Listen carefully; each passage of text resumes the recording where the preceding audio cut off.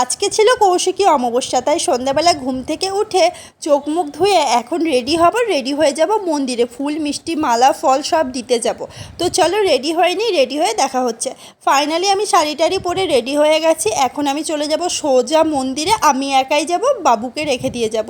দেখেছো বারান্দা থেকে আমাকে কিরমভাবে উকি মেরে দেখছে আর কান্না করছে, আমার কাছে আসবে। যখন টাটা বলেছি তখন আবার চুপ হয়ে গেছে, ওর জেঠুর সাথে ছিল। এখন আমি সব কিছু নিয়ে নিয়েছি, ফুল মিষ্টি মোমবাতি ধূপকাঠি ফল নিয়ে এখন সোজা চলে যাব মন্দিরে।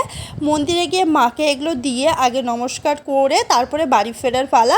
একটাই কপাল খারাপ যে তোমাদেরকে মায়ের দর্শন করাতে পারলাম না, কারণ আমি না মন্দিরে গিয়ে এতটাই ব্যস্ত হয়ে পড়েছিলাম যে তোমাদেরকে আর মাকে দেখানোই হয়নি। যাই হোক, সবাইকে মা খুব ভালো রাখুক, সুস্থ রাখুক, তোমরা সকলেই খুব ভালো থাকো। বাড়ি ফিরে এসে নিয়ে না বানিয়েছিলাম একটুখানি লিকার চা আর বিস্কিট দিয়ে খেয়েছিলাম। তো আজকের মিনি ব্লগটা ছিল এই অবধিটা। আমি চাটা খেতে থাকি, তোমরা সাবস্ক্রাইব করতে থাকো।